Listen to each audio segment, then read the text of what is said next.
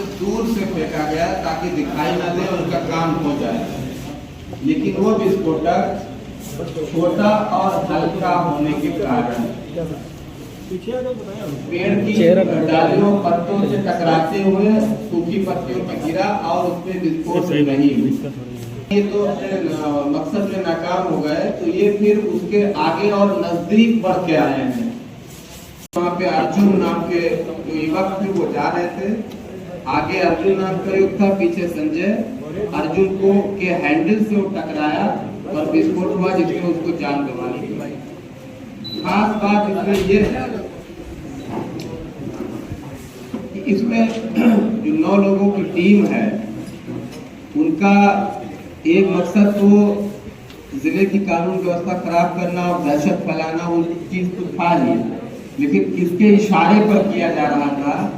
इस चीज को अभी हम लगभग अब पहुंच गए हैं, लेकिन इसका कंक्लूजन उसमें से अगर 2-3 और हम पकड़ लेंगे तो हम इसको कंक्लूड कर देंगे, क्योंकि अभी 6 लोगों को पकड़ना है जो ग्राउंड पे थे, यानी कि कब्रिस्तान और उसके आसपास।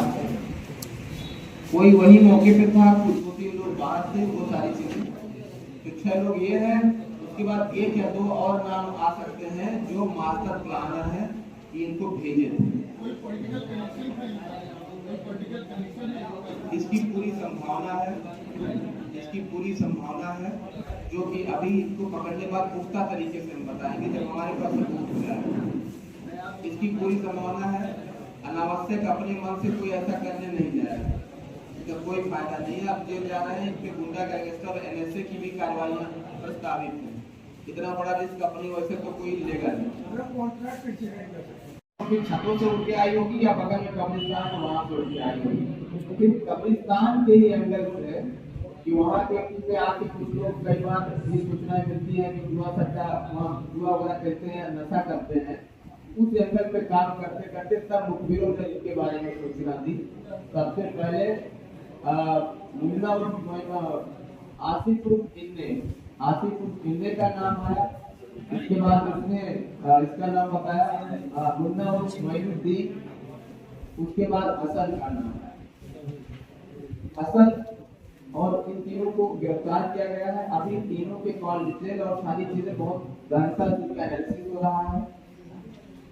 यद्यपि लोगों ने चालाकी की है कि डायरेक्ट इनसे फोन पे नहीं संपर्क करके मौखिक उनको निर्देश दिए हैं। मौखिक निर्देश के बाद फिर लोगों ने काम किया। इसमें जो किंग पिन हम लोग दिमाग में बैठा रहे हैं उससे कोई फोन नहीं किया, इसलिए मौखिक जैसे यहाँ निर्देश दे दिया और आप जाके करवाइए, उस टाइप का इसमें काम हुआ है। लेकिन ये बाकी 6 लोग जब पकड़े जाएंगे तो वो अलग अलग पूछताछ होगी, उनसे नाम निकाल ले जाएंगे। इनका जो टीम था ये ग्राउंड पर 9 लोगों का टीम था। पूरा प्रकरण थाना करेली ज़िला प्रयागराज का है। यहाँ पे 27 फरवरी को समय सायं करीब 4 बजे एक साइकिल सवार व्यक्ति अर्जुन, जिनका नाम था 21 वर्ष के थे, उनका एक संदिग्ध विस्फोटक पदार्थ उनके टकराने से उनकी मृत्यु हो गई थी।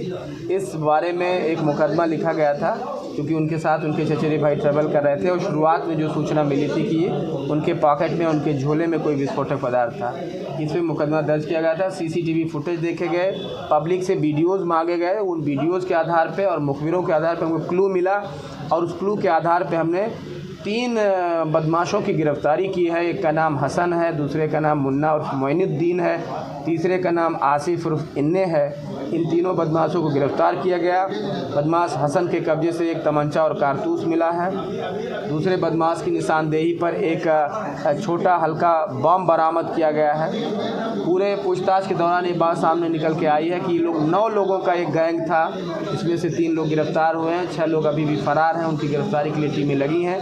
इन 9 लोगों के द्वारा कब्रिस्तान के इलाके में आकर के वहाँ से पहले एक छोटा बम फेंका गया था, जो हल्का होने के कारण पेड़ की डालियों से होता हुआ सूखी पत्तियों पर गिरा था और फट नहीं पाया था। उसके बाद एक काफ़ी करीब आकर के छुप करके वहाँ से बॉम्ब फेंके थे जो उस व्यक्ति के साइकिल से टकरा के उस पर लगा था, इस कारण उसकी मृत्यु हो गई थी। प्रक्रिया बाधित करना का मकसद था इनके इसके बारे में मकसद पूछने पे ये बहुत अच्छे से जानकारी नहीं दे पाए, लेकिन विभिन्न तरीके से इनको जो पूछताछ हुई है उससे यही निकल के आ रहा है कि उस टाइम एक दहशत का माहौल पैदा करना चाह रहे थे, कानून व्यवस्था बिगाड़ने का इनका मकसद था जो नाकाम हुआ था। लेकिन इनके बाकी 6 लोग जो हैं वो उसकी गिरफ्तारी के बाद ये बात सामने आ सकती है कि किसके इशारे पर ये लोग ये काम करने गए थे। इन्होंने जो कृत्य किया है उसको बहुत गंभीरता से लिया गया है और उन पर गुंडा गैंगस्टर और रासुका के तहत भी कार्रवाई करने की हमारी तैयारी है, बहुत जल्दी ही करेंगे। जो शानदार गुडवर्क हमारी पुलिस टीम ने किया है कि ऐसे लोगों को खोज निकाला है, चूँकि अज्ञात केस था, उसको हमने 25,000 रुपये का इनाम की घोषणा की।